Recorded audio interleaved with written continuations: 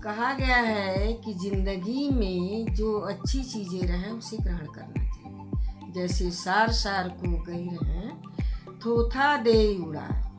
अगर कोई विद्वान अच्छी बात बताता है, कोई अपने लायक बात रहती है तो उसको आप अच्छे से ग्रहण करिए। और अगर यदि आपके लायक कोई बात नहीं रहती है, नहीं अच्छा लगता है, तो उसको मत ध्यान दीजिए। इसी को कहा गया है कि सार सार को गई रहें थोथा दे उड़ा।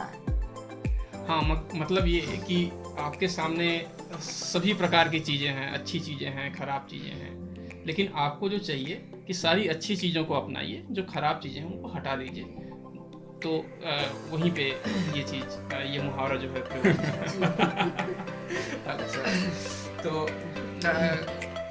आज कौन सा मुहावरा है आपके पास? आज का मुहावरा ये है कि पानी में गोड़ ना पड़े पहिल सौरवा मेरा। और सौरवा माने एक मछली का नाम है जो बहुत उत्तम और अच्छी किस्म की है। अच्छा, तो उसके लिए मेहनत तो करना पड़ेगा। सही बात। अब तुम कहो कि हम पानी में पैर भी न डालें, हम कोई मेहनत भी न करें और वो अच्छी वाली मछली हमें मिल जाए, तो कैसे मिलेगा? ये तो संभव नहीं है। इसके लिए मेहनत करना पड़ेगा, पानी में उतरना पड़ेगा। तो इसी को कहते हैं कि पानी में गोड़ ना पड़े पहिल सौरवा मेरा। तुम मेहनत नहीं करोगे, तुम कोई काम नहीं करोगे, तो तुम्हें अच्छी चीज कैसे मिलेगी? कैसे? बिल्कुल सही बात। चलिए, ठीक है। अगला कौन सा मुहावरा है आपके पास? अगला मुहावरा है कि हमारे आगे के त्रिलोकिया थैली में से आग का है।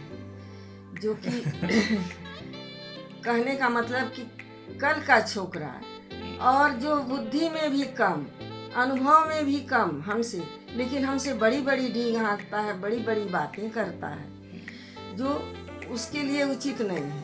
फिर भी वो अपनी आदत से मजबूर है और वो मानता ही नहीं है कि वो हमसे कोई श्रेष्ठ है। वो हमेशा अपनी अपनी बातें बताता है और आपको ही सिखाने की कोशिश करता है। फिर भी इसी को कहते हैं कि हमारे आगे त्रिलोकिया थैली में से आगे का। चलिए, ठीक है।